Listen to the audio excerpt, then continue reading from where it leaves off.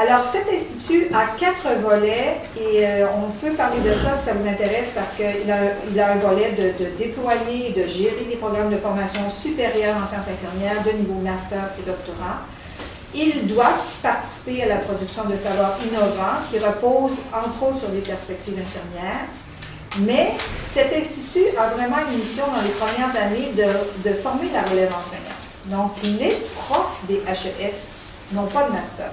Et certains d'entre eux ont une licence avec beaucoup de postgrades de toutes sortes. Et le mandat de l'Institut est vraiment d'essayer d'harmoniser la formation des profs des universités de premier cycle pour qu'elles aient au moins un master commun, conjoint et le plus possible dans la discipline. Il y a des profs dans les HES qui ont des doctorats, dans d'autres disciplines, il n'y a pas de souci, il y a un bon mix, mais on a un mandat de faire la relève enseignante en offrant à des gens des écoles, des formations de master et de doctorat. Bien sûr, on a le mandat, la finalité de contribuer au bien-être de la société. Alors, pour ce qui est de la formation cycle supérieur, actuellement, nous avons 8 étudiantes qui sont, nous avons des étudiants et des étudiants, on peut parler des étudiants au doctorat, et nous avons 32 étudiants au master. Donc, puisque l'Institut est un organisme fédérateur, les étudiants peuvent s'inscrire via leur HES régional ou via l'UNIL. Donc, il y a 2 guichets d'accès et tous les 2 arrivent à la même table. La plupart des gens viennent par les HES parce qu'ils sont dans leur région, ils s'inscrivent à leur haute école de santé, mais ce dossier arrive sur notre bureau chez nous. Et à l'UNIL, il y a le service des registraires qui est là. Nous avons actuellement un problème important de reconnaissance des diplômes français. Franchement, je dois vous le dire, parce que cette admission-ci, particulièrement, tant que la France n'aura pas émis ses premiers titres de licence, donc on va parler de juillet 2012, probablement, il ne peut pas reconnaître des titres de licence parce que ce titre n'existe pas dans sa législation actuellement.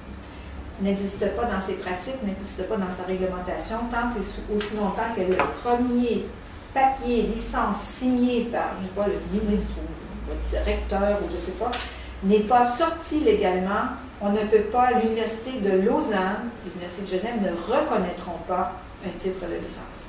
Donc, les gens arrivent avec un titre d'école spécialisée, avec 4 formations postgrade qui équivalent à peu près à 60 CPS, mais l'Université de Lausanne n'acceptera pas ça pour une équivalence de licence. Il lui faut un titre reconnu comme étant un titre de licence. Donc, nous travaillons assez fort, je dois dire, pour essayer de lever des obstacles, pour permettre une accessibilité accrue à nos programmes, à des infirmières diplômées en France, mais franchement, je crois que ça n'ira pas avant septembre 2012, avant qu'on ait pu lever l'ensemble des difficultés. C'est d'autant plus dommage que, vous le savez, tout comme moi, la proportion des infirmières françaises qui travaillent dans les UG à Genève est à peu près de 65% du staff qui sont des infirmières formées en France et vivant en France. Et au CHUV de Lausanne, la proportion est moindre, mais si on va à Délémont, par exemple, dans le Jura, la proportion doit être autour de 50%. Ce sont des infirmières d'origine et de formation française. Donc, on a un petit os ici, mais c'est trop tôt. Je parlais de ça avec la HES cette semaine, mais je disais, il y a comme une génération, un peu ce que je disais tantôt, il y a comme une génération sacrifiée qui est celle des 2008-2012. Tant que la France n'aura pas un titre de licence, ça va être difficile pour la Suisse. Et la Suisse est très rigide dans cette matière, et c'est tout en son honneur d'un certain côté, parce qu'on parle ici de la capitalisation des savoirs, non. Mais l'UNIL, le bureau du registraire, Maître Roussman, qui est notre registraire, elle est intransigeante, et puis on va vivre avec ça. En ce qui concerne la production des savoirs, nous avons, et vous le savez aussi, étant un petit institut, on ne peut pas offrir les spécialités dans toutes les concentrations de spécialités infirmières, c'est absolument impossible. Mais nous avons 3 grandes concentrations dans lesquelles les étudiants peuvent mener des travaux. Nous avions des discussions ce midi à la table que les meilleures équipes de recherche, en fait, c'est quand on a un point focal d'intérêt où il y a un chercheur principal qui est accompagné d'un postdoctorant avec des masters. Les doctorants prennent soin des masters et puis, idéalement, nous accueillons les licences qui viennent faire des revues de littérature avec nous. Donc, on a une gradation dans l'exploration des savoirs, mais dans la même équipe. Et tant qu'on ne sera pas, on parlait de l'Université de Toronto, par exemple, au Canada, où il y a 75 profs de carrière, chacun d'eux travaille avec 1 ou 2 postdoctorants, et ils ont au moins 4 étudiants au doctorat et 5 étudiants au master qui accueillent des étudiants Donc, ça fait une masse critique où, en fait, il y a du roulement.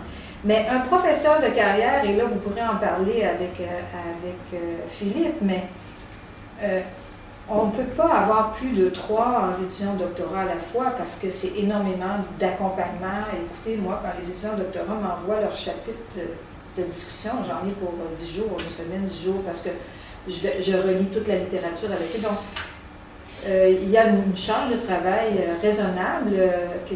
Donc, nous avons 3 concentrations pour démarrer l'Institut, celui sur le vieillissement, donc c'est pas banal quand même. Santé mentale, qui est un problème de santé publique, vous le savez tout comme moi, et les soins critiques, mais qui incluent les soins aigus, parce que nous avons 2 professeurs qui travaillent, je dirais, en soins critiques. L'une est franchement en soins critiques, néonates, soins critiques pédiatriques, soins intermédiaires, j'appellerais pédiatrique, mais l'autre est en oncologie, dans la phase aiguë. Donc, je dirais que notre concentration soins critiques ne se limite pas aux soins intensifs, mais inclut une partie du soin aigu. Et tout ça, c'est dû au corps professoral. Donc, nous avons un corps professoral. Actuellement, il y a 3 professeurs qui détiennent des postes UNIL, mais comme l'Institut est un institut fédérateur, j'ai 12 professeurs qui viennent des HES, qui ont tous des doctorats et qui viennent travailler avec nous. Donc, la plupart d'entre eux n'ont pas de doctorat en sciences infirmières. Ce sont des gens de santé publique, des gens de sciences d'éducation, des gens de sociologie. On a des gens qui sont en philosophie, donc Michel Fontaine.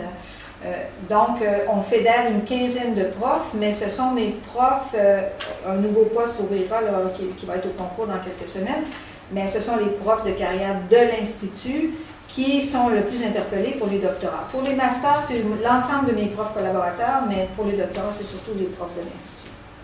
Et quand on parlait de l'objectif d'assurer une relève enseignante, bien, actuellement, dans mes étudiants de master, j'ai 41% des profs, des étudiants qui sont des profs des hautes écoles, et chez les doctorants, c'est plus de 50% qui sont des profs des hautes écoles. Donc, on travaille très, très fort avec les hautes écoles de santé.